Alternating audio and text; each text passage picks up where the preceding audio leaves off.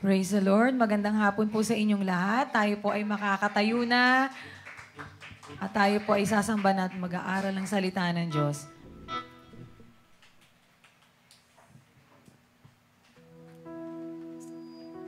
Let us all pray. Thank you, Father God. Lord, we praise you and we honor you this afternoon. Panginoon, salamat, O Diyos, sa iyong kabutihan, Panginoon, at kami po, O Lord, ay dinala mo sa lugar na ito.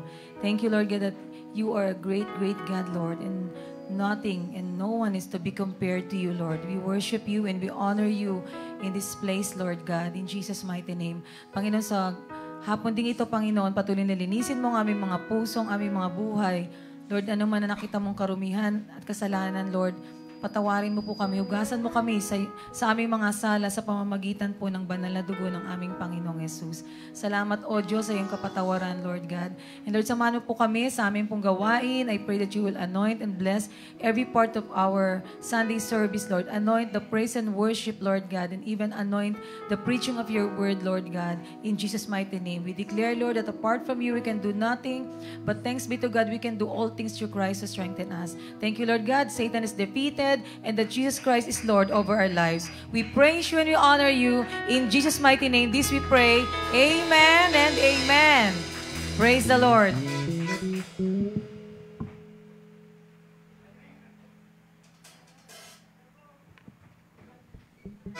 Amen. Yes. Lahat po tayo ay magpupuri at magpapasalamat sa ating Diyos na buhay. Amen. Purihin ka, O Yahweh. Hallelujah.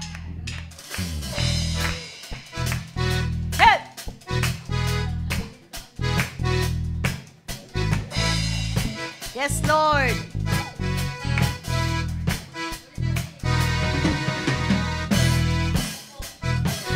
Woo!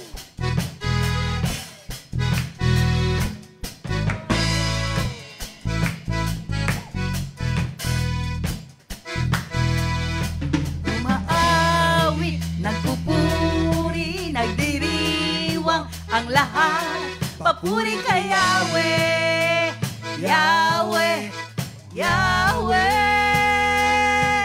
Malapit sa presensya mo, nagpupugay ang lahat. Papuri kay Yahweh, Yahweh, Yahweh.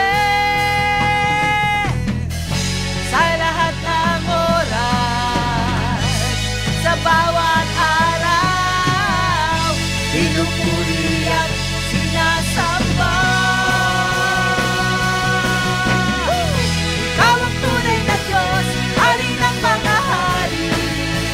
Pagkailanman, di nagbabago. Oh,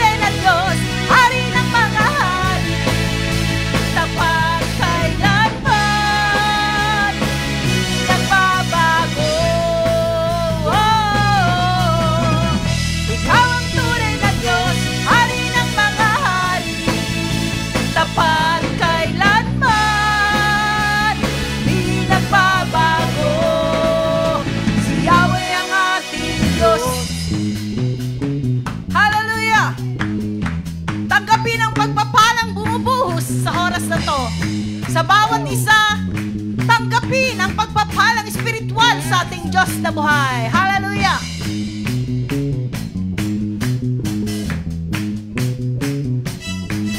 Kapag bumubuhos na Yahweh, Yahweh, sa ngalan niya'y may kagalingan. Yahweh, Yahweh, sa kanya'y may tagumpay. Yahweh, Yahweh, sigaw ng lahat ng nilalang. Yahweh, Yahweh, magpapal ay bumubuhos na. Yahweh, Yahweh, sa kanya'y may kagalingan. Yahweh, Yahweh, sa kanya'y may tagumpay. Yahweh, Yahweh, ikaw ng lahat ng nilalang. Yahweh, Yahweh, ikaw ang tunay na Diyos, hari ng mga hari, tapat kailanman, di nagbabago. Oh, ikaw ang tunay na Diyos, hari ng mga hari, tapat kailanman, di nagbabago. Ikaw ang tunay na Diyos, hari ng mga hari,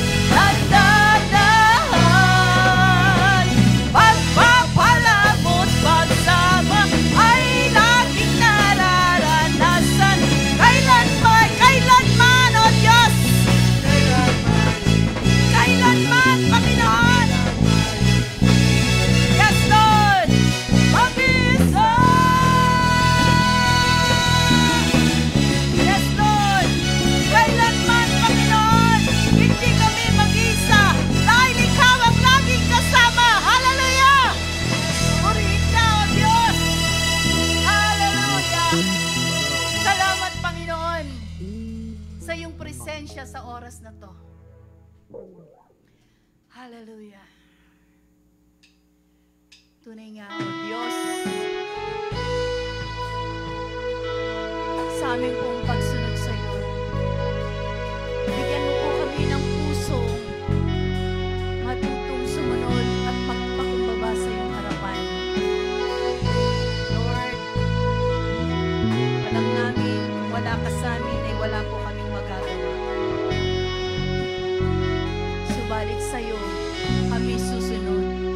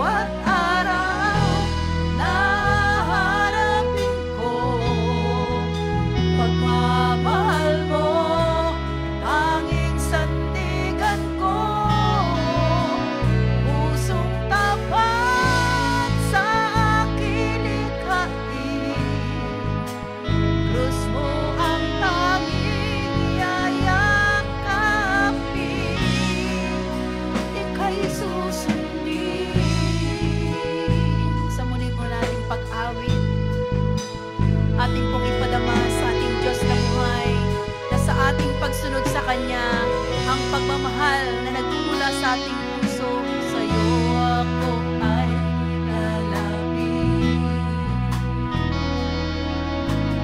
Dadamit ang iyong pag-ibig. Susundin ko ang iyong nais. Mukha mo ang siyang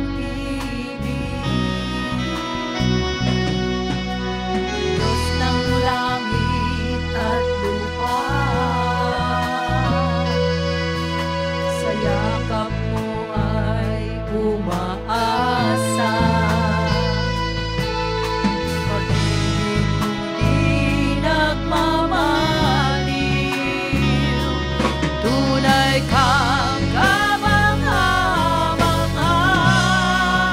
O aking Jesus, pag-ibig ng buhay ko, sasama sa'yo, saan ka man tutungo. Ang buhay ko'y tanging ikaw lamang, at habang buhay paglilingkuran, sa bawat araw na haharapin ko, pagmamahal mo, tanging sandigan ko. Pusong tapat sa aking likhain, Diyos mo ang tanging yayakapin. Minsan pa, o aking Jesus, pag-ibig ng buhay ko, sasama sa'yo, saan ka man tutungo. Ang buhay ko'y tanging ikaw lamang, at habang buhay paglilingkuran,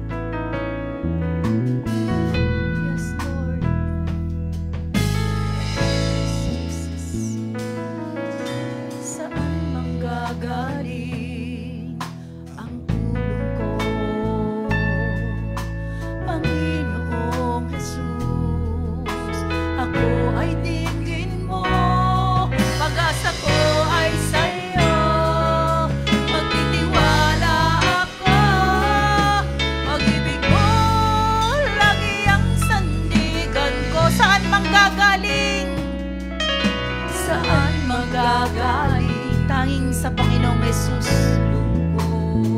Yes, Lord. Panginoong Jesus, ako ay tingin mo, pag-asa ko ay sa'yo, magtitiwala ako, pag-ibig ko, lagi ang sandigan ko, pangalan ko, ang tatawagin ko, Jesus, ikaw ang kalakasan ko, binununan mong pag-ibig, sa'yo'y mananalig, dapat ka, Jesus, sa buhay ko.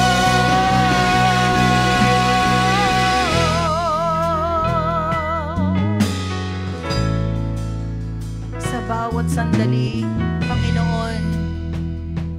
Yes, Lord. Sa bawat sandali ng buhay kong ito, Panginoong Jesus, di ka nang babago, mula noon at ngayon, tapat ka sa pangako mo, lagi ang sandigan ko, pangalan mo, Jesus. Ang tatawag, oh Jesus, pangalan mo lamang. Jesus, ikaw ang kalakasan ko, binununan iyong pag-ibig, sa'yo'y mananalig, dapat ka, Jesus, sa buhay ko. Jesus, ikaw ang liwanag, Panginoon, hatid mo'y pag-asa sa lahat ng tumatawag. Jesus, ikaw ang tagapagligtas.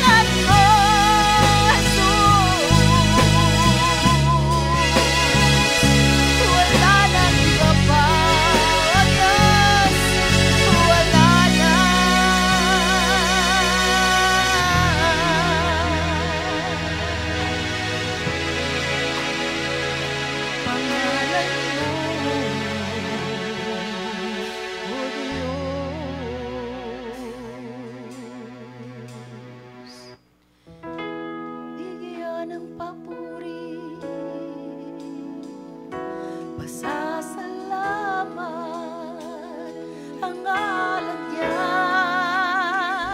Bigyan ng papuri, pasasalamat ang ngalan ni Jesus.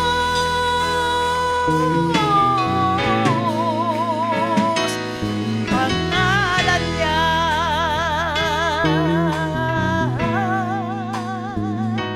pangalan niya, Yeshua. Oh, hallelujah. Bigyan po natin ng malakas na papuri, pagsamba, kaluwalhatian ng ating Diyos na buhay. Praise the Lord. Praise Him, praise Him. Hallelujah. Shall we give Him praise? Hallelujah. Shall we give Him honor? Hallelujah. Shall we give Him all the adoration? All thanksgiving belongs to Jesus. We honor you, Lord. All the praise belongs to you, Jesus. Jesus. Jesus. We praise you, Lord. We praise you, we honor you. In your holy name, in Jesus Christ our Lord. Everybody agree and say, Amen. Amen. Amen. You may be seated, please. Hallelujah. Praise the Lord. Praise God. Kung may Bible po tayo, mayroon po akong isang verse dito po sa Mark chapter 4, verse 20. Mark chapter 4, verse 20.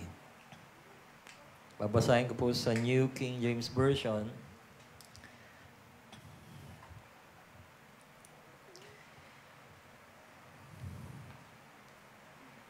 But these are the ones sown on good ground, those who hear the word, those who accept the word, and bear fruit, some 30-fold, some 60, and some 100. Praise the Lord. Pagpalain ng Panginoon ang kaniyang salita. Ang mensahe ng Panginoon ay patungkol po sa mga disipulo na sinusunod ang salita ng Diyos. Disciples who live by the words, by God's word. Sino po yung mga disciple ng Panginoon na nabubuhay at isinasabuhay ang kaniyang salita? Una, sino nga ba ang mga disipulo? Ang sabi ng Bible, ang mga disipulo ay ang mga taong sumusunod sa salita ng Diyos. Yung mga disipulo ay yung mga taong sumusunod sa salita ng Diyos. Sa pag-aaral po ng Biblia, may tinatawag pong followers ng rabbi. At bago ka maging followers o tagasunod ng rabbi o bago ka maging rabbi, ano nga ba ang rabbi? Ang rabbi po ay teacher. Teacher ng salita ng Diyos o teacher ng Holy Scripture. At paano ka maging rabbi? Kumbaga ang bishop sa ating kasalukuyang panahon, bago ka maging bishop, ilan po ang churches ng bishop? In practice, dapat meron kang 20 churches para tawagin kang bishop. At kung wala ka namang 20, ang pinakasiguro magandang title mo ay senior pastor ng iyong church na tinayo. At kung hindi naman ay pastor, at bago ka maging pastor, magiging associate or assistant pastor. Tama ba? And bago ka maging pastor, magiging Bible teacher ka muna. At bago ka maging Bible teacher, uma-attend ka muna sa mga Bible study. At bago ka umattend sa Bible study, ay may first-timer ka, unang umattend ka sa church. Kaya sino po sa inyo ang mga first-timer? Ngayon lang nakadalo sa gawaing to. Pwede pong itaas ang kamay? First time. Ngayon lang. Hindi? Second time na. Ayan, meron po tayong first time. Praise the Lord. Palakpakan po natin ang Panginoon. We welcome si Rowena. No? Siya yung nag-aalaga kay Nanay Candida. So, first time. Kaya yung mga first time sa ating kasalukuyan, pagkatapos noon, a-attend na yan ng Bible study group. And then eventually, magiging cell group leader. Ano? Pero hindi nawawala yung pag-aaral ng salita ng Diyos. Tama ba? At pagkatapos, magiging cell group leader, mag-handle ka na ng Bible study group. O marahil hindi lang isa o dalawa. Or life group. At pagkatapos nun, may calling sa'yo to handle a local church or to plant a church. You will be called a local pastor of the church. At pagkatapos nun, magkakaroon ng maraming churches. And one day, you will be called reverend or bishop. At pagkatapos ng bishop, ano na? Rook ba? Knight? Wala na yata, no? Wala na yata. Mag-bishop. Wala na. Pero sa New Testament or Old Testament, bago ka maging rabbi, kailangang maging masunurin ka muna o sumusunod ka sa rabbi or followers of rabbi. Pinakamagandang example yan, si John the Baptist. Siya ay considered as rabbi. Bakit? Dahil siya po, nung bata pa siya, tinuruan siya ng kanyang magulang sa primary and secondary school na ang tawag doon ay Shema. And then pagkatapos noon, pag-aaralan nila sa school, pagkatapos sa tahanan, mayroon silang primary and secondary school. Sa mga Hebrew, inaaral nila yung Bet Talmud. Pag ikaw naman ay nakatapos na ng Bet Talmud at gusto mo pang mag-aral ng interpretation, pag-memorize ng scripture, ang tawag naman doon ay Bet Midrash. Pagka-graduate mo doon sa Bet Midrash, ikaw ay ganap na o binata na, pwede ka na mag-asawa, pero yung iba gusto pang maging rabbi, kaya ang susundan nila ay mga rabbi. Amen ba? Kaya kung ikaw ang plano mo, ang susundin mo, ang pagsunod kay Kristo, ikaw ay magiging katulad ni Jesus. Amen ba? Kaya makikita mo rito ang inyong Bible, kapag hindi niya binabasa, sasabihin sa atin ni Lord, read me. Amen ba? Sino po sa inyo nagbasa ng Bible ngayong week? Taas ang kamay. Wow, ang dami. Kanina, may mga 3. Marami rin. Last week, nagkaroon tayo ng celebration. Amen ba? Dito sa Marikina Teatro. And we have prepared for it.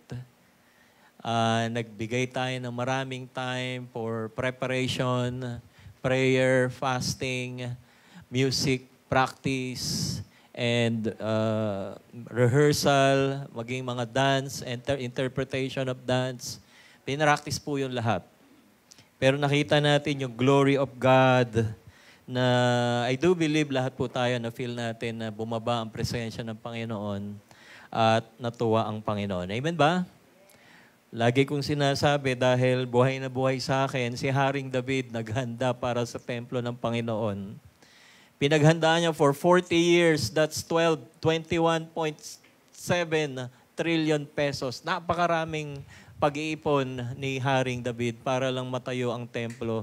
That's his legacy. Na parang sinasabi niya, bago ako pumanaw sa daigdig na ito, gusto kong mapagtayo ng napakagandang sambahan ng Diyos. And pinag-ipunan niya so much gold, silvers, and different types of precious gems and diamonds and minerals pinaghandaan ni David. That's 21.7 trillion pesos. Napakaraming pera. No? Amen? And then, nung time naman ni Solomon, bago siya magpuri sa Panginoon, nagpakatay siya ng 22,000 cattle and more than 20 ox for a offerings. Bago ka magbigay ng offering sa Panginoon, yung baka, kailangan yan, red heifer. Diba? Nakita na kayo ng baka na kulay red. Nakita na kayo doon? Yan po yung inaalay sa templo, red heifer. Kaya kung ang lahi mo, ikaw ay lahing red heifer, ikaw yung hinahanap para ialay sa templo dahil kakaiba ka at napakamamahalin mong nilalang. Tama ba? Kaya hinanap niyo yun. So more than 20,000 of that kind of offering to God. At yung mga tupa na susunugin lang po nila yon. At pagkatapos, yan po ay pagsamba sa Diyos. Kaya pag binilang mo sa peso, yung sinunog na handog ni Haring Solomon ay 3.8 billion pesos. Daming pera nun. Tama ba? Para ka nagsusunog na, Pastor, sayang 3.8 billion. Makatayo tayo ng maraming building, maraming churches. Pero sa tuwa ng Panginoon sa ginawa ni Solomon sa pagbibigay ng pagsamba sa Diyos, 3.8 billion pesos bilang pagsamba, natuwa ang Diyos. At kung babasahin natin sa 2 Chronicles chapter 9, taon-taon, 138 billion worth of gold, 25,000 tons. Ang dami nun, 25,000 tons of gold. Gaano karami yun? Ang isang ton, ilan? Isang kotse. 25,000 na bigat ng gold. Yan po yung taong-taong natatanggap ni Haring Solomon dahil minsan hindi niya tinipid ang pagsamba sa Diyos. Amen ba? Praise the Lord. Ang Land Church, naghanda ang Land Church, di ba? 4 months, 5 months, lahat tayo nag-offering, nag-sacrifice, walang budget, walang love gift. Binigay natin kay Lord 200,000 pesos. I do believe natuwa ang Panginoon at ibabalik sa inyo ng Panginoon. Siksik, liglig, umaapaw ang inyong pagsamba last Saturday sa Kanya. Amen ba? Praise the Lord. Para mga langgam lang ang nakakarinig ng ating palakpak. Hayaan natin ang Panginoon makareceive ng ating pagpupuri. Lord, receive all this praise. Ngayon naman, inuutos sa atin ng Panginoon na tayong mga lingkod ni Jesus, disciple, followers of God, mabuhay tayo sa pag-a-apply or mabuhay tayo sa pagsunod sa salita ng Diyos. Amen? Maraming tao nabubuhay, nagtatrabaho sa insurance para pagtanda nila, may mag-aalaga sa kanila. Karamihan yan sa Japan. Lahat ng insurance, pinaghahandaan nila, nagtatrabaho sila araw-araw, dami nilang insurance. Insurance sa education, insurance sa kotse, insurance sa bahay, insurance sa retirement insurance, ano pa, death insurance, pati kabaong, pinaghahandaan, pati yung paglilibingan, pinaghahandaan. At pagtatanungin mo, may pera ka ba? Wala, kasi nasa insurance. Nabubuhay sa insurance. At pag namatay sila, yung insurance ang magbabayad ng gastos nila. Pero hindi nila na-enjoy kung bakit sila nabubuhay sa daigdig. Kaya dito po sa ating mensahe, meron pong 4 na kadahilanan kung bakit tayong mga disipulo o yung mga sumusunod kay Kristo, ano bang dapat nating gawin? Bakit nga ba may mga nagtatagumpay na Kristiyano at may mga tinatawag na talunan? Naisip ba natin yun? Ba't yung iba matagumpay, iba parang laging lugi? Pangalawang tanong, bakit nga ba may nagbabago ang buhay, ang iba naman ay walang pagbabago? Natanong niyo na po ba yun? O hanggang ngayon katanungan pa rin. Pangatlo, bakit may mga pinagpapala at ang iba naman ay walang asenso? At pang-apat na katanungan, ba't may mga gumagaling, ang iba naman ay hindi gumagaling? O pwedeng sabihin natin, ba't yung iba ang bulsa, butas, yung iba naman paldo? Parang gano'n, ano? Ba't yung iba ay mapagpala ang kanilang kabuhayan, yung iba naman ay hindi? Kaya itong katanungan, I do believe, ay sasagutin ng ating mga scripture na ating pag-aaralan. 4 na dapat nating gawin upang tayo ay magtagumpay. Una, ay dapat po hindi lang natin binabasa ang salita ng Diyos, kundi sinusunod at ginagawa. Listen and obey. Pinapakinggan ng salita ng Diyos at sinusunod.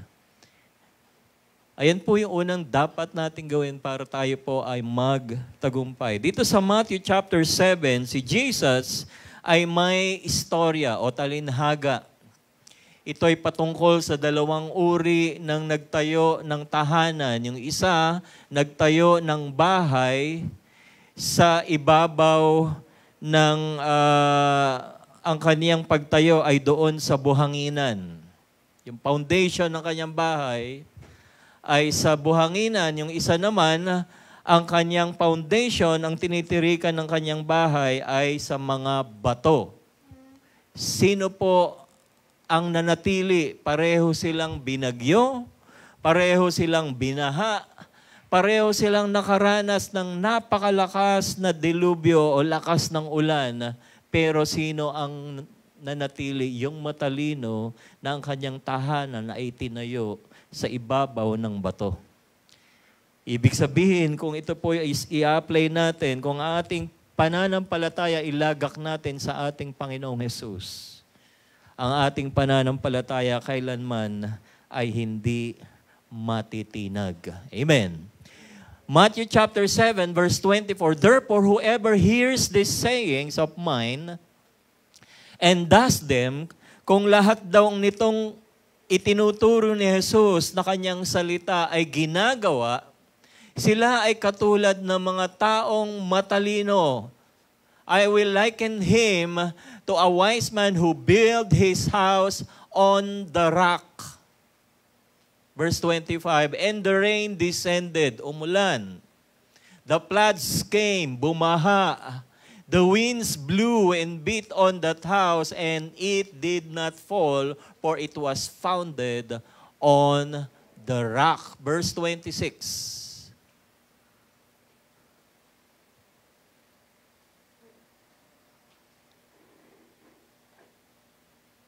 Wala to. Ayan. But whoever hears, ayan na nga po yun, no? Wala palang 24. Wala bang 24? Wala tayong 24. Sorry.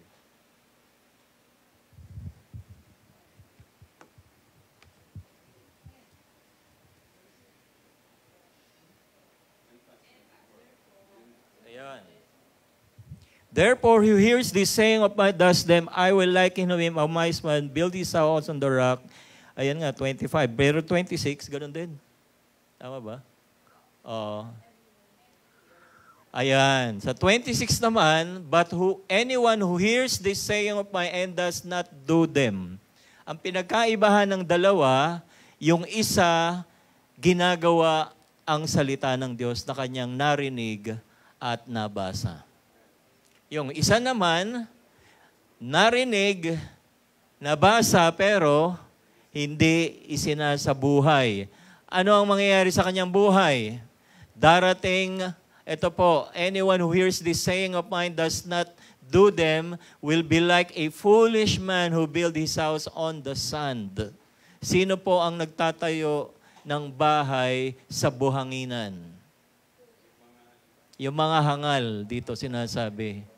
Ibig sabihin, yung mga hangal, hindi nila ginagawa yung kanilang napapakinggan, nababasa. Kaya kapag dumaan ang bagyo, nagtandem si Undoy, nagtandem si Frank, mga well-known na bagyo, no? Sino pa ba? Yung magpipinsan, si Yolanda, ano pa? So magsama-sama na silang lahat. Si Karina. The rain descended, the floods came. The winds blew. Pareho silang nakaranas ng ulan, ng unos, ng dilubyo. Amen ba? Lahat tayo, mga kapatid, dumadaan sa pagsubok. Lahat tayo somehow ay magkakaroon ng problemang hindi mo pa na-experience mula nang isinilang ka. Hahanginan tayo ng makamatitinding kahirapan, hamon ng buhay. Wawasakin ang ating pamilya ng earthquake or na napakalakas na hangin. Pareho silang nakaranas ng napakatindi and it fell, ang sabi rito.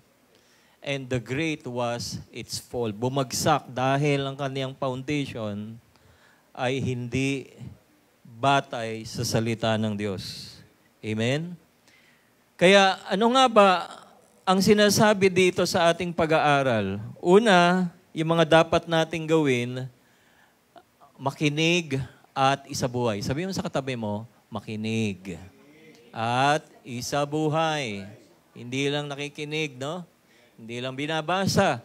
Pangalawa, never ignore what you have learned. Huwag makalimot. Huwag makalimot.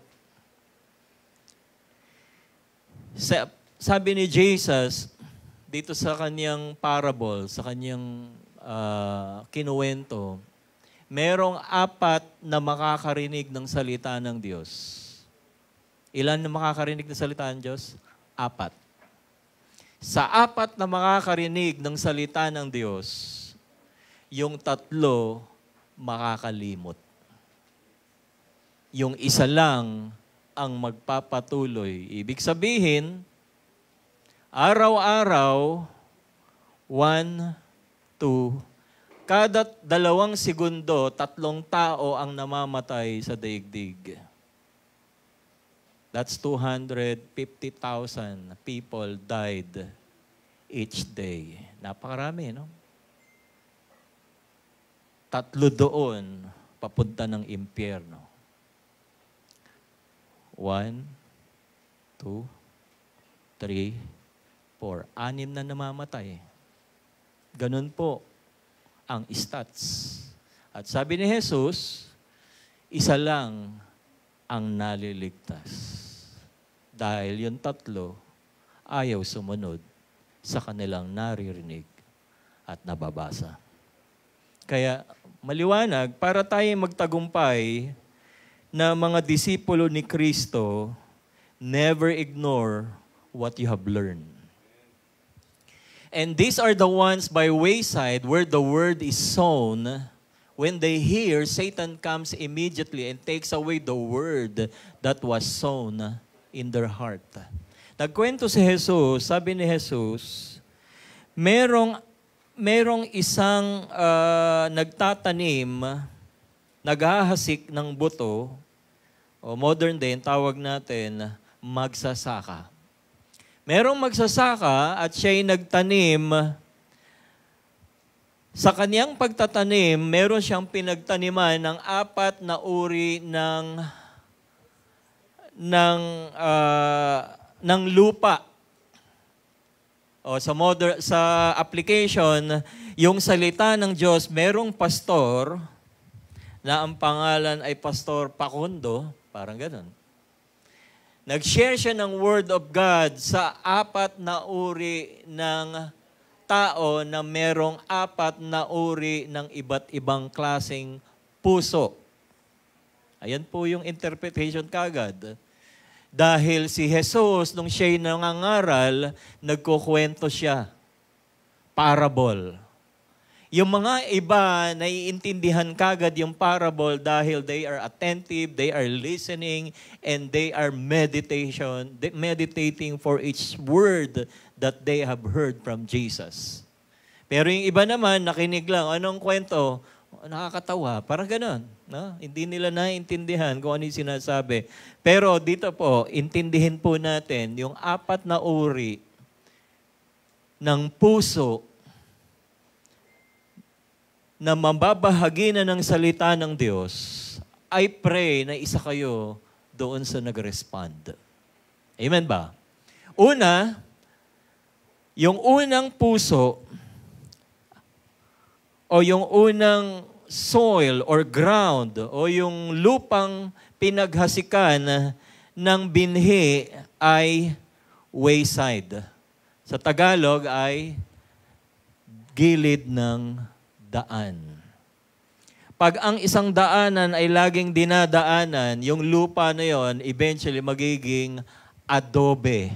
Tama ba? Yung bago nag-ispalto dyan, di ba? Bago mag-semento, mag-ispalto, anong ginagawa? Dinidig nila, kailangan maging adobe to para maging matigas na lupa. So anong ginagawa ng mga bago mag-semento? Ano yung pangdig nila ng lupa para tumigas? Ha? Pison. Pison ba? Tama ba? Oo, pison, di ba? Para tumigas yung lupa. Dahil pag hindi matigas yung lupa, lulubog, yung espalto o yung semento, mababasag. Kaya ito po yung sinasabi dito, yung pathway, ay nataniman yung gilid ng daraanan. Yung mga tao, dinadaanan lang yung Word of God. Ito po ang sabi sa verse 4 ng Mark chapter 4, some seed falls on hardened path and birds immediately came and eat it. Kaya nagtanong yung mga disipulo kay Jesus, Lord, ano nga ba yung ibig sabihin na parang dinadaanan lang yung lupa na tinamnan ng buto? Ito ang interpretation ni Jesus. The sower sows the word. Yung isang pastor nangaral ng salita ng Diyos. O yung Bible teacher nangaral ng salita ng Diyos. O yung cell group leader nagpunta sa bahay, o nag-one-on-one habang nasa bus o nasa MRT, nabahaginan siya ng salita ng Diyos.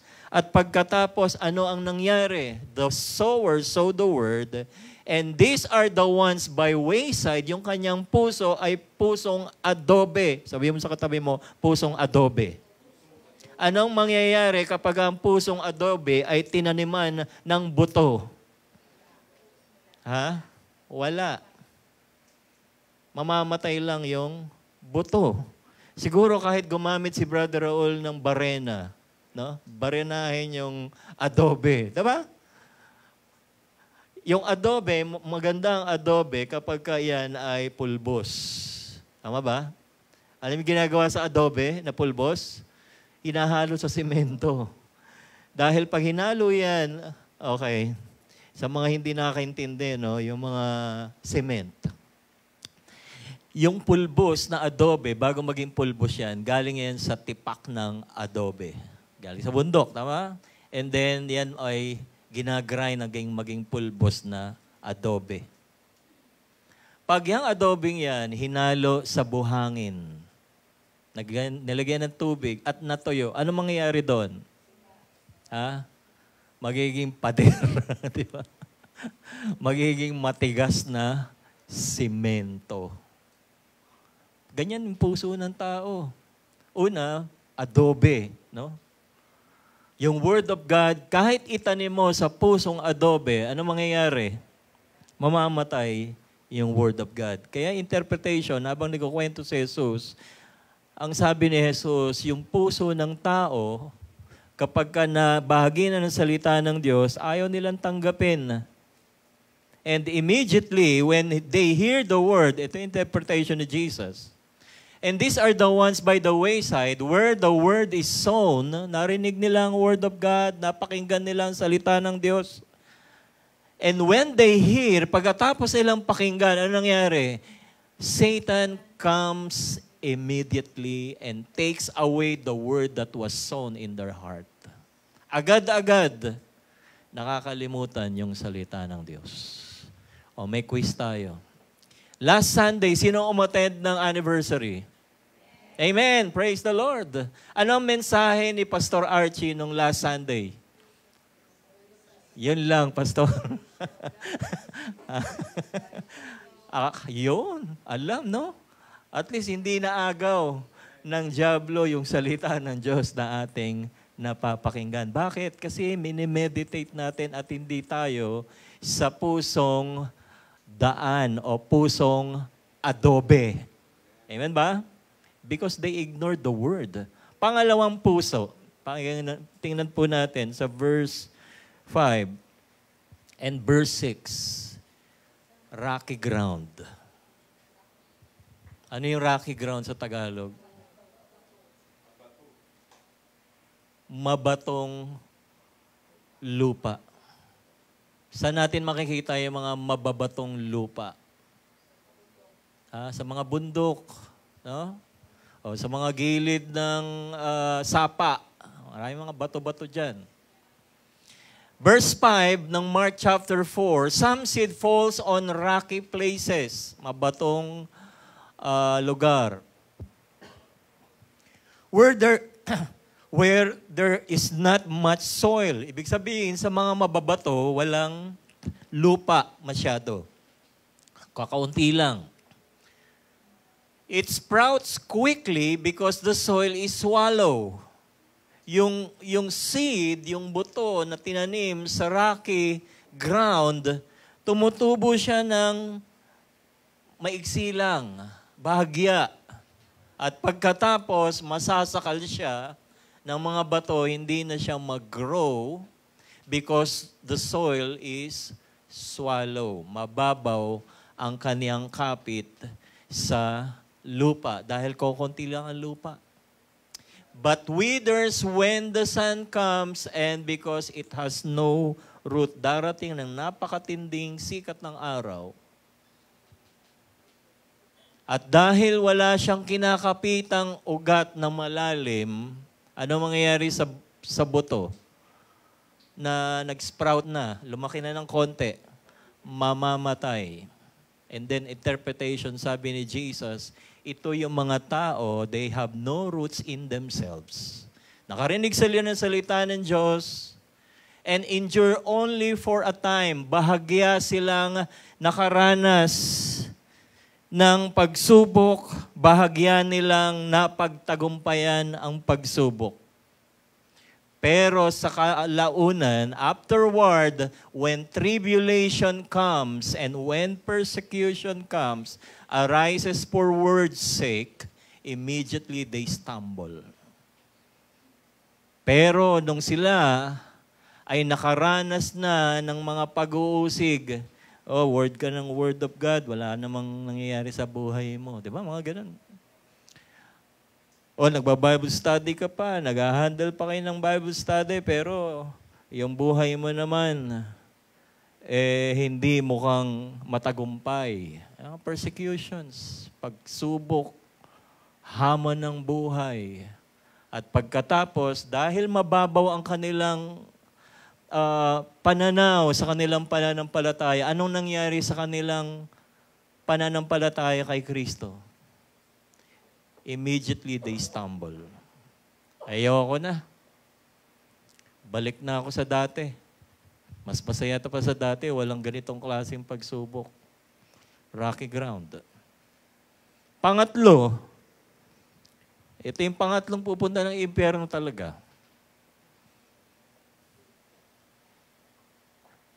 Thorny ground. Ano yung thorny ground? Matinik. Hindi yung mga mabibilis. Hindi yung mga matutuli na. Ibang klase yung interpretation ng mga Pinoy sa mga matitinik yan. No? Pero yung totoong matinik dito, talagang may mga damo at mga matitinik na halaman lupa. Nasubukan niyo na ba magtanim sa mga madadamong lugar? Ano pa ibang uri ng damo?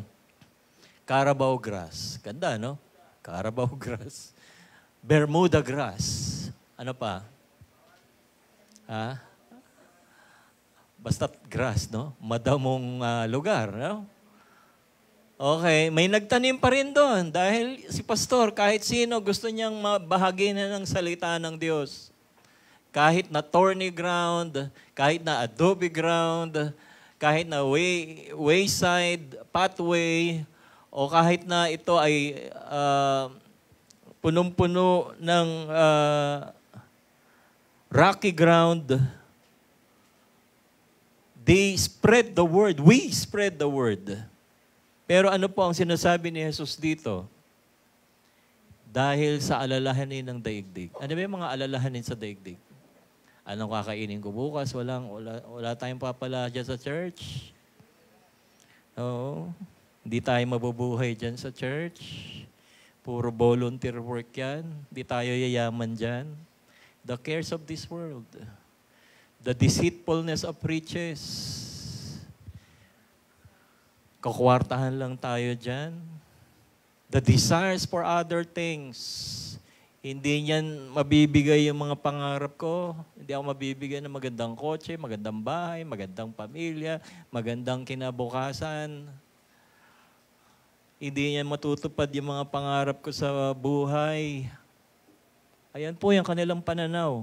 Thorny ground. And the desires for other things entering in the choke the word and it becomes unfruitful. Yun yung mga taong hindi nagbubunga. Thorny. No? Matitinik. Yung word of God namamatay, mas nabubuhay yung mga kumakain ng kanilang substance. Yung mga damo. Yung mga yung mga weeds. Amen ba? Saan papunta itong mga to? Papunta sila ng impyerno. Sad to say. Isa sila doon sa 3 na pupunta sa impyerno. Every 3 seconds or 4 seconds, 3 sa kanila na pupunta sa impyerno. Isa lang ang nakakarating sa langit. Ito, yung pusong yon. Next. Good soil. Amen ba? Sabi mo sa katabi mo, ikaw ay good soil. Ano sa Tagalog yung good soil? Mabuting puso, no? Mabuting lupa. Yung church natin, mabuting lupa. Bakit? Tinatanong ko si Bam nung nakaraan, ang gaganda ng mga papaya natin, ang daming bunga. Naka-harvest na ba kayo? Natikman niyo ba yung atsara ni Ate Alice? Galing sa puno ng papaya. Sabi ni Bam, Pastor, hindi ako nagtanim yan. Yung mga ibon. Praise the Lord. Si Lord nagpapadala ng ibon, no? At nilalagyan ng buto ng papaya yung ating mga good soil. At ngayon, harvest time na. Yeah? Amen? Kahit na may mga bato-bato yan, may good soil. Amen ba? So, ganun ang mga good soil. Kaya kung hindi natin na-harvestan yan, babalik yung mga nagtanim, wala namang ma-harvest. Di ba? Babalik yung mga ibon, kami nila mag-harvest neto. Amen ba? Kaya ito po yung puso ng mga pusong good soil. Some seed falls on good soil and produces crop. Nagbunga. Yielding 60, 30, 60, and even 100 times what was sown. Ibig sabihin, hindi lang nung tinanim siya ng isa, nagbunga siya ng 30. Amen ba? Bakit yung iba sa atin 30 lang yung bunga? Bakit yung iba 60 ang bunga? Bakit yung iba 100 folds? Yung iba ay yung walang reservation sa pagsunod sa Panginoon. Hindi nagko-compromise, Lord, lahat ng sinabi mo, Panginoon, lahat yon ay gagawin ko. Sila 100 folds. Verse 20, ito po yung interpretation. But these are the ones sown on good ground. Amen ba? Sabihin mo sa katabi mo, ang puso mo ay pusong mabuti. Yan, dahil nakikinig tayo ng Word of God. At ito na, tinatanim na sa atin ng Panginoon. At ang sabi ng Panginoon, because you have a good ground, you hear the Word, you accept the Word, and it bear fruit, some 30, some 60, and some 100 folds. Glory to God. Palakpakan natin ang Panginoon. Glory to God. Kaya message natin dito is never ignore what you've learned. Huwag nating kalilimutan yung ating natutunan. Amen ba? Okay, pangatlo, sa apat na kadahilanan para tayo ay lumago, dapat nating gawin para tayo ay lumago bilang mga disipulo ng Panginoon. Pangatlo, practice daily devotion. Marahil sigurong iba sa inyo, alam ko na yan. Pero nung una, parang ano yan eh, daming mga resistance. Bakit kami i-monitor magbasa ng Bible? Bakit kailangan sabihin namin kung ano yung nabasa namin? Secret yon. Ako lang at saka si Lord. Di ba? Kailangan nating gawin yon, mga kapatid. Para pagka tinuro naman natin sa iba, tayo naman yung nagmo-monitor kung ginagawa nila ang salita ng Diyos. Because we are responsible for our growth. Responsible ang bawat isa sa ating paglago bilang mga Kristiyano. Practice daily devotion. Bakit natin kailangan practice daily devotion? Anong mapapala natin sa pagbabasa ng Bible? Anong mapapala natin sa pagsasaulo ng salita ng Diyos? Anong mapapala natin kung tayo po ay sinusunod natin kung ano nabasa natin? Ito mismo sa Joshua chapter 1 verse 8, this book of the law, itinuro ng Panginoon through Moses and through Joshua. This book of the law, itong Biblia na ibinigay sa atin ng Panginoon, shall not depart from your mouth. Ibig sabihin, pag magbabasa ka ng salita ng Diyos, binibigkas ng iyong bibig, naririnig ng iyong tenga. Tama ba? But you shall meditate. Hindi lang natin binibigkas, hindi lang natin binabasa. We meditate it day, it and night. Sa umaga at sa gabi. Bakit natin gagawin yon? That you may observe para magawa mong lahat ng naisusulat doon. Hindi maganda yung ating memory, mga kapatid. Limited lang yung ating memory. Kahit nga ang computer, ina-upgrade yung memory dahil nalilimit din siya. Even yung mga cellular phone, every year, ina-upgrade yan ng mga manufacturer dahil yung mga applications hindi na kaya ng mga lumang memory and processor. Tama ba? Kaya mapapansin nyo, yung mga cellphone yung luma, ba't di ko na magamit sa mga bagong app? Kasi kailangan na i-upgrade. Ganun din tayo. Limited lang ang memory natin sa pag-meditate, sa pag-memorize. Kaya kailangan natin gawing regular, practice daily devotion, that you may observe to do according to all that is written in it, for then you will make your way prosperous. Pagpapalain ka ng Panginoon. Magtatagumpay ang lahat ng iyong gagawin.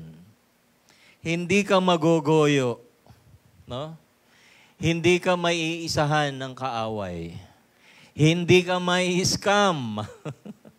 Sinasabi dito. Hindi ka mananakawan.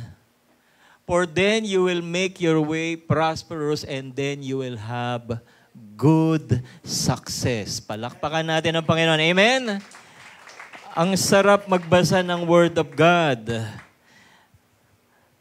Pareho lang din po yan nung first time yung nakatanggap ng love letter.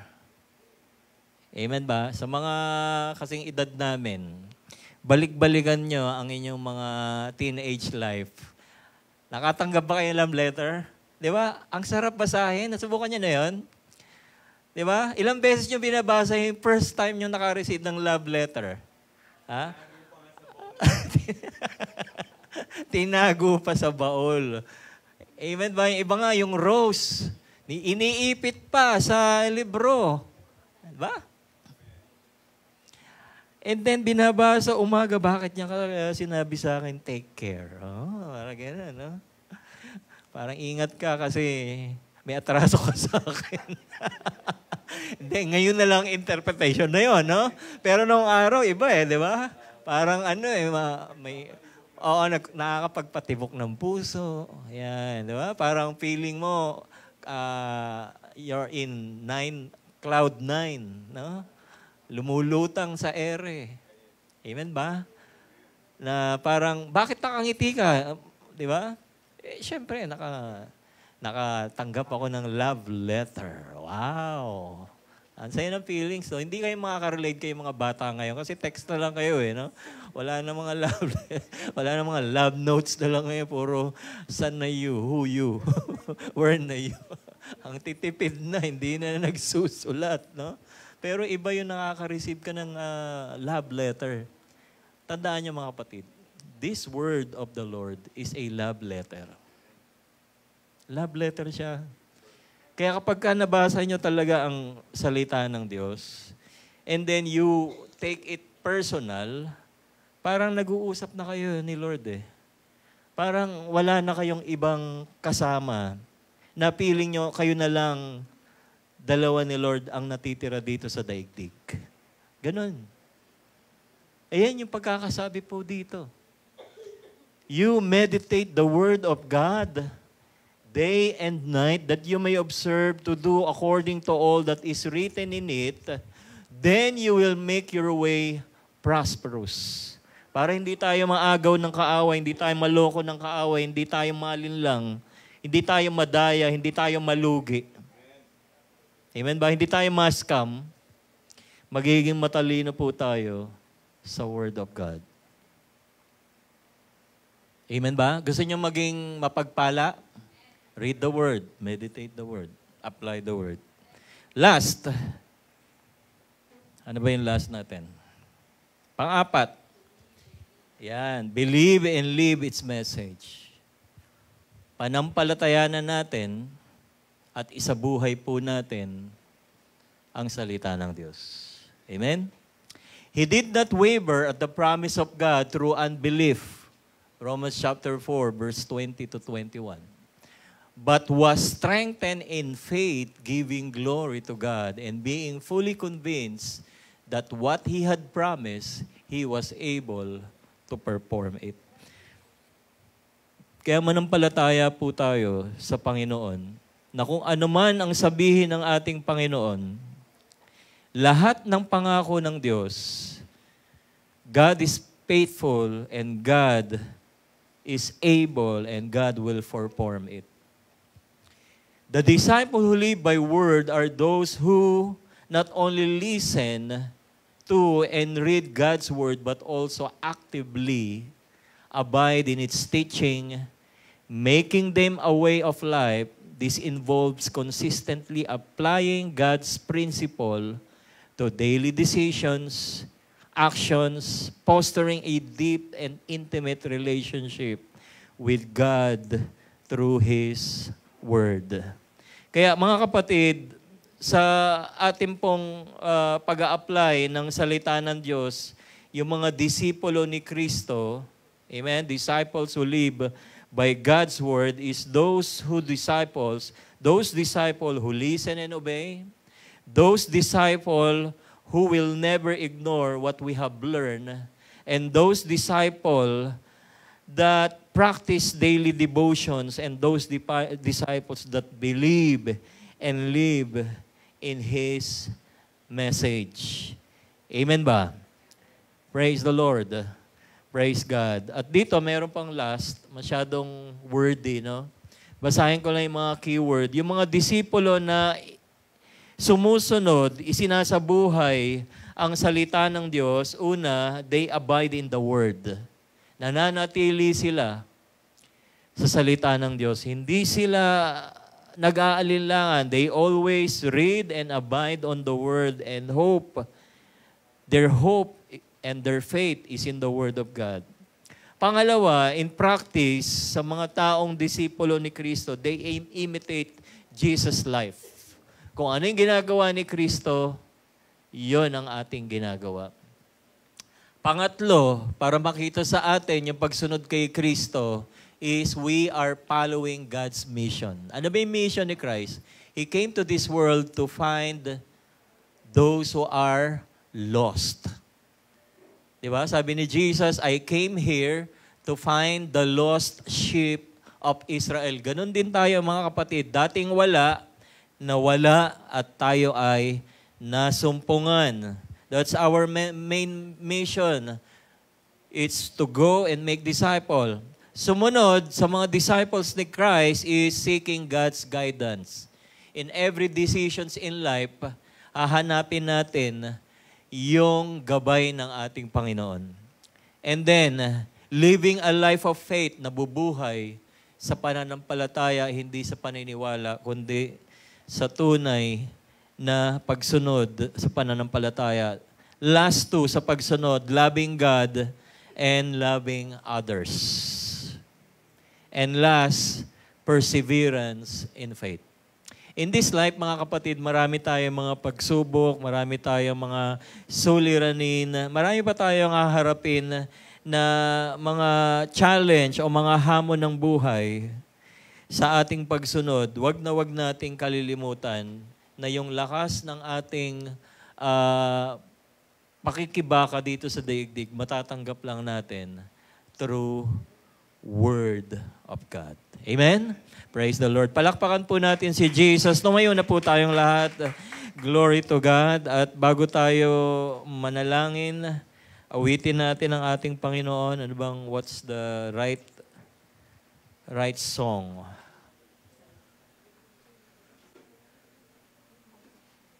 Salita mo. Pusong dalisay. Oo nga, that's right. Amen. Pusong dalisay. Bigyan tayo ng Panginoon ng pusong dalisay. Pusong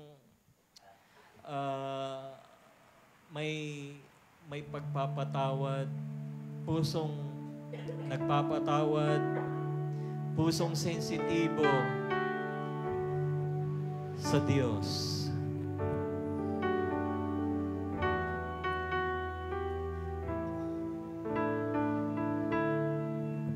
Amen. At pusong dalisay ang aking nais, nalikhain, O Diyos, para sa akin. Pusong dalisay ang aking nalikhain, O Diyos, para sa akin. Isang pusong tapat. Isang pusong tapat na sa'yo'y nagmamahal. Isang pusong sa'yo'y walang alinlangan. Isang pusong tinitibok na ika'y parangalan. Ang dugo'y pagpupuri sa'yo lamang.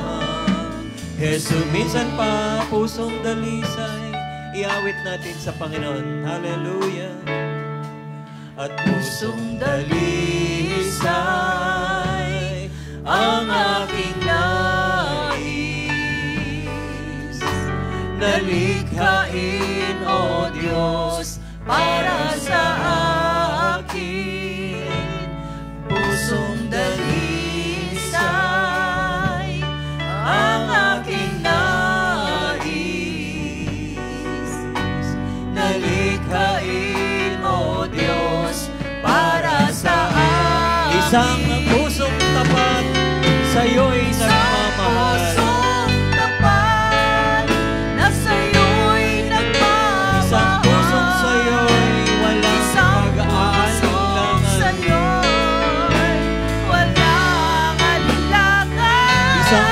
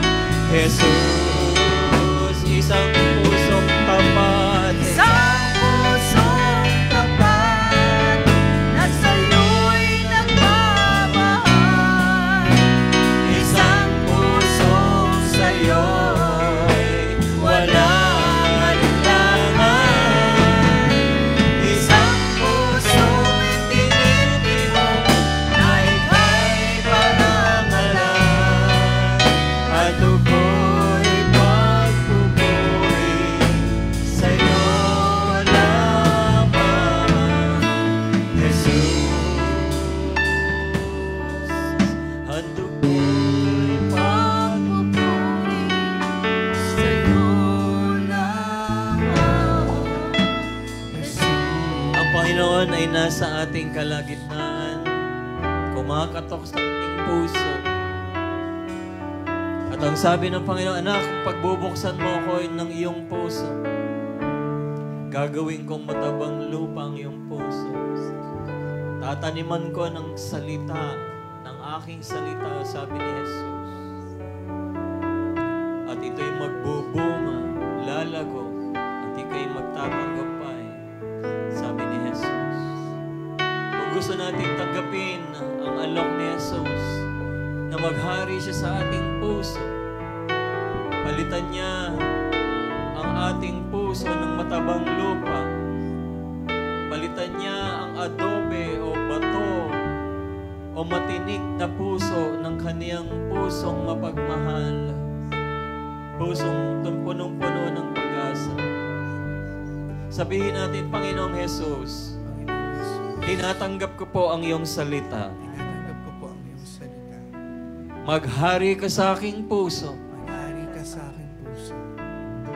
Gawin mo ang aking puso Gawin mo ang aking matabang lupa. matabang lupa. Ang aking puso, taniman mo, Panginoon, Ang aking puso ng pag-ibig, kagalakan, punong-puno ng pagpapatawad at pagtanggap sa pag-ibig ni Kristo. Marami pong salamat. Sa pangalan ni Jesus, ako'y nilinis, ako'y binago, ako'y susunod sa iyo mula ngayon, magpakailanman. Sa pangalan ni Jesus. Amen. Hallelujah. Isang pusong sa'yo'y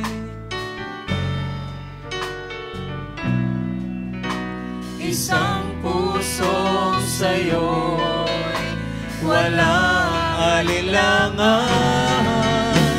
Isang pusong tinitibok na ika'y parangalan. Hando ko'y pagpupuri sa'yo lamang, Jesus. Tayong patuloy sa panalangin. God is here. Dahil tinanggap natin ang salita ng Diyos, naghari si Kristo sa ating mga buhay. Sabi ni Jesus, kung may 2-3 na nagkakatipon sa aking pangalan, ako ay nasa kanilang kalagitnaan. At kung sino man ang 2 na nagkakaisa sa panalangin, if you have prayer, 2 or 3 in agreement, anything, Jesus said, anything that you have asked of Him, I will do it, says the Lord. So whatsoever we desire when we pray, believe that we receive them, and we shall have them. We will have whatsoever we say it, says the Lord. Ama, sinabi ng iyong salita, bigkasin ang aming bibig at ito'y mangyayari. Kung sino man sa amin, Panginoon, ang may karamdaman, may sakit. Our God is a healing God. Jesus is our healer. He was wounded for our transgressions. He was bruised for our iniquities. The chastisement of our peace was upon Him, by whose stripes we were healed. Kagalingan, Panginoon, sa aming puso, pusong mapagpatawad. Kakalimutan na namin nakaraan, we will move forward, Lord. We will live today, and we will expect blessing tomorrow in Jesus' name. Hallelujah. Healing, Lord, in our heart, healing in our physical wound, broken-hearted, Lord, healing, Lord, from pain in Jesus' name. God is embracing you right now. Receive it by faith. Ang pag-ibig ni Kristo, niyayakap tayo ng kanyang pag-ibig. Lord, thank you, Lord, for your embrace. Thank you, Lord, for your love, Lord. An everlasting love. Unfailing love. A love that's being renewed daily, Lord. A refreshed love. Hallelujah. Receive it by faith. God is embracing you with His loving kindness. Better than life. Hallelujah. Thank you, Jesus. Salvation is coming, even in your home, in your family. As for me and my house, we will serve the Lord. Hallelujah. For God will supply all of your needs according to your riches and glory. Do not worry. Jesus said, let worry on itself. Huwag nating problemahin ang kinabukasan. Tomorrow has its own worry, says the Lord. Lord, we will not worry. Hindi kami mag-aalinlangan, hindi kami magdududa, hindi kami mababalisa sa mga bagay sapagkat alam namin ang aming pananampalataya ay na kay Kristo. Lord, thank you for answering our prayers, God. Thank you, Lord, for embracing us with your love. And thank you, Lord, for we are being renewed. We praise you, Lord. We honor you. In Jesus' name, everybody agree and say, Amen. Amen. Glory to God. Let's worship and praise the Lord. Amen. Patuloy nating purihin ang Panginoon. Umawit ng papuri at pagsamba. Hallelujah. Hey!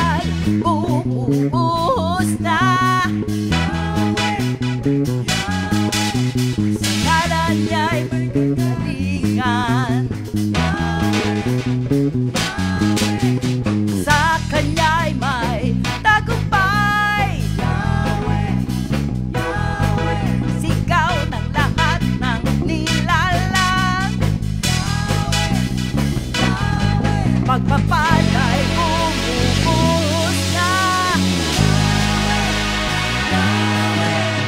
Alayay kalingan, sa Kanya'y may tagumpay. Isigaw lahat ng lalang. Woo! Ikaw ang tunay na Diyos, Hari ng mga hari, tapat kailanman, di nagbabago. Oh, ikaw ang tunay na Diyos, Hari ng mga hari, tapat kailanman, di nagbabago. Ikaw ang tunay na Diyos, Hari ng mga hari, tapat kailanman, di nagbabago. Ikaw ang tunay na Diyos, Hari ng mga hari, tapat kailanman, di nagbabago. Si Yahweh ang ating Diyos. Woo! Ang ating Diyos. Si Yahweh ang ating Diyos. Hallelujah! Praise the Lord.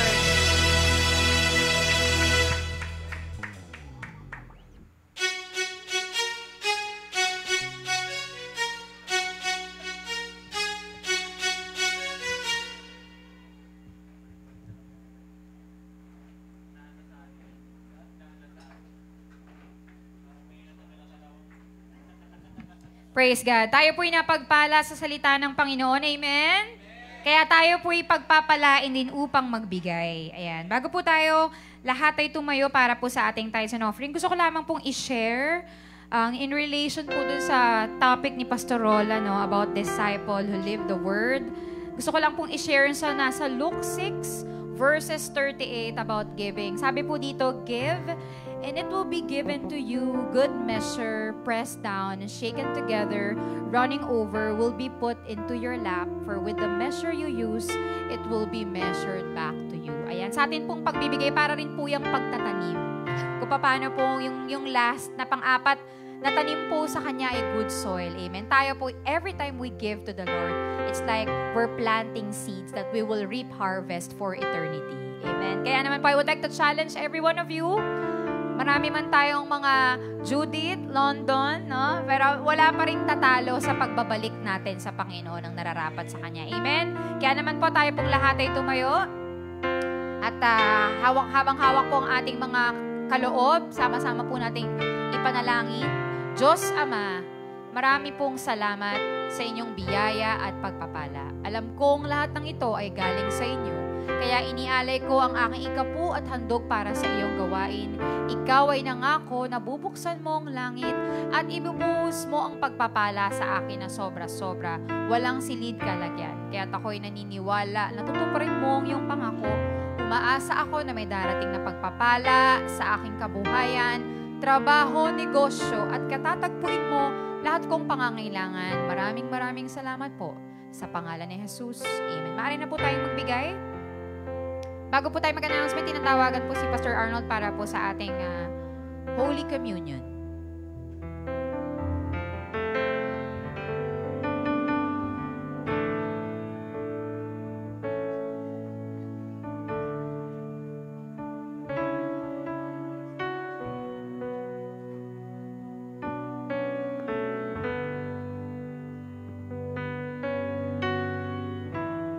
Kayo po itara ko sa ating banal na hapunan. Panginoon, maraming salamat po sa hapong ito. Pagpalain mo, O Diyos, ang pagdaraos namin ang banal na hapunan. Ito po ay isang iniwan niyo po sa amin bilang alaala at pagunita sa lahat ng mga ginawa mo sa cross ng Calvary, paghihirap upang maranasan namin, Panginoon, ang kapatawaran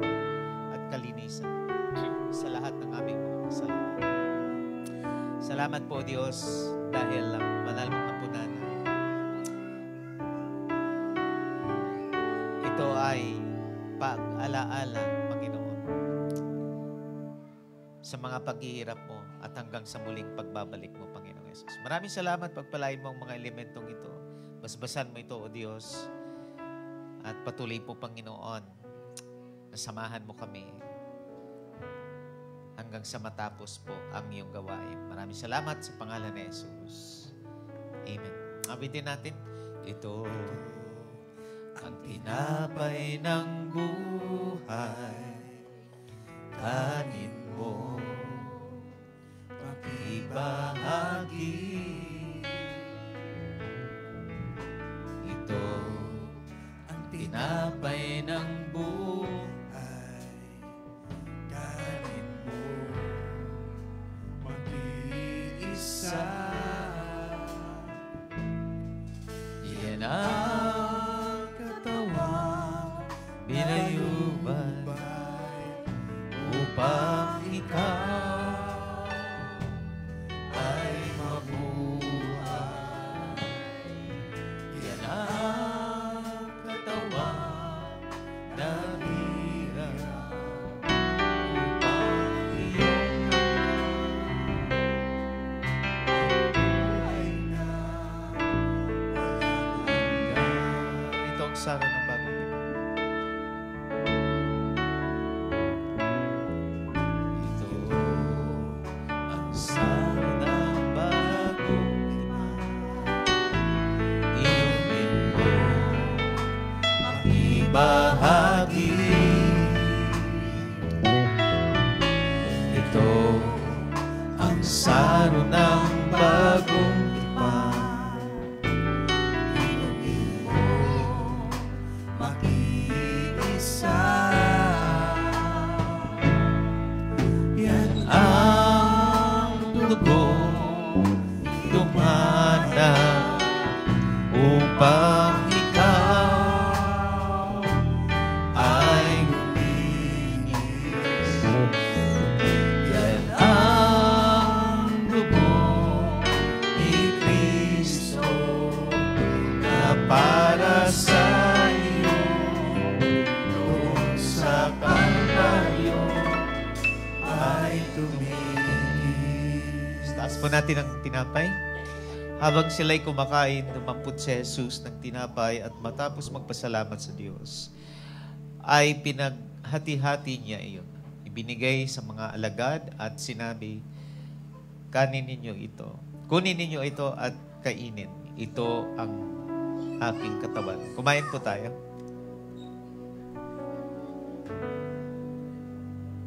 Taas po natin ang saro. Pagkatapos dumampot siya ng kupa, nagpasalamat sa Diyos at ibinigay iyon sa kanila. Sabi niya, kayong lahat ay uminom nito sapagkat ito ang aking dugo, nakatibayan ng tipan ng Diyos. Ito ang aking dugong ibinuhos para sa kapatawaran ng kasalanan ng marami. Uminom po tayo. Panginoong Jesus, maraming salamat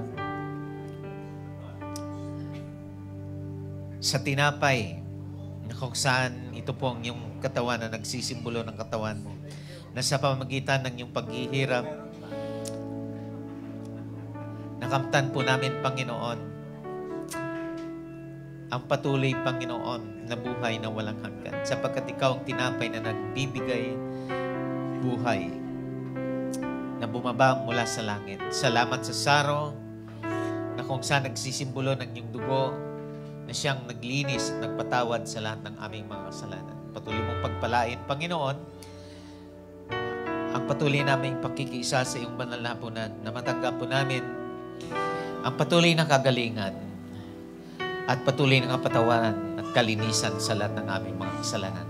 Maraming salamat. Pinupuri ka namin. Ito pong aming dalangin sa pangalan ni Jesus. Amen. Amen.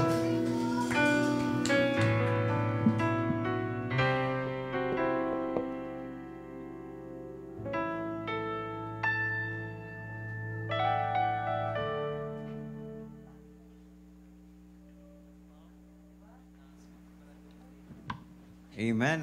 We have an announcement today. Patuloy po tayong pinapaalalahanan, mga kapatid, hindi lang po sa ating Sunday service, mga kapatid. Sabi nga po ni Pastor kanina, sabi, never ignore the Word of God. Yan. Bakit po natin kailangang hindi baliwalain ang salita ng Diyos? Dahil nga, ito po yung nagbibigay po sa atin ng katagumpayan. Sabi nga po dun sa Isaiah 59, no? Meditate the Word of God day and night. Kaya paano po natin mamemeditate ito kung hindi naman po tayo nagbabasa ng salita ng Diyos or hindi naman tayo nakakarinig ng salita ng Diyos. Mga kapatid, meron po tayong mga gawain dito po sa Land Murphy at patuloy po itong ginaganap ng ating mga kapatiran, no? Patuloy po itong nagaganap po sa mga araw na ito. Meron po tayong men's fellowship. Yan po ay pinapangunahan po ni Pastor Roland. Yung mga kalalakihan, no po? Mga kalalakihan, mga katatayan, mga sinumang mga lalaking, no? Handang manindigan sa buhay ay meron po tayong men's fellowship. Ginaganap po yan every Wednesday, 6:30 p.m. Yan. At pinangungunahan po yan ng ating magiting na Pastor Roland, no? Siya po ay napakasipag, no? Kahit po may trabaho, talaga pong inuunang gawain ng Diyos. Kaya yan po, meron din po tayong women's fellowship. At sino po ang mga kababaihan? Yan, no? Yung mga kababayan, kung kayo po ay nakukulangan sa pakikinig ng salita ng Diyos, mga kapatid, pupunuan po kayo ng women's fellowship na to na pinangunahan po ni Sister Evelyn na masipag na may bahay ng ating pastor, no? Kaya po, mga kapatid, para magtagumpay, no? Para tayo ay maging matibay sa buhay, no? Kailangan po natin ng grupo na ito, ng Women's Fellowship. At meron din po tayo, siyempre, sino po ba may asawa, no? Wag po yung, yung tunay na asawa lang po. Yan, no? Meron po tayong Couples Life Group. Yan, na pinangunahan po ng ating mga negosyanteng mga kapatiran, Lan David and Sister John Villabeja. Yan po, mga kapatid, kung sino po yung mga interesado na may mga asawa, no po, pwede po kayong makipag-ugnayan sa grupong ito na pinangunahan po nila Lan David and Sister Jam para po mas lalo pong ma-develop ang inyong relationship bilang mag-asawa, mga kapatid. Dahil ito, maraming mga broken family, no? Marami pong mga naghiwalay, mga asawa, no? Nung una, matamis ang pagsasama, at nung nagsama na, ay yun nga, pumait na. No, dahil walang nagbibigay tamis, no? Walang nagbibigay sustansya. At dito nyo matatagpuan yan sa Couples Fellowship. Yan po. Kaya mga kapatid, kung interesado po kayo na lalong tumamis ang inyong mga pagmamahalan, makijoin po kayo sa gawain ito. At meron din po tayo, syempre of course, mga sino pang may hilig sa mga sports, no? Sports Fellowship. Yan po ay ginaganap po yan every Monday, 8 p.m. sa Marikina Sport Complex.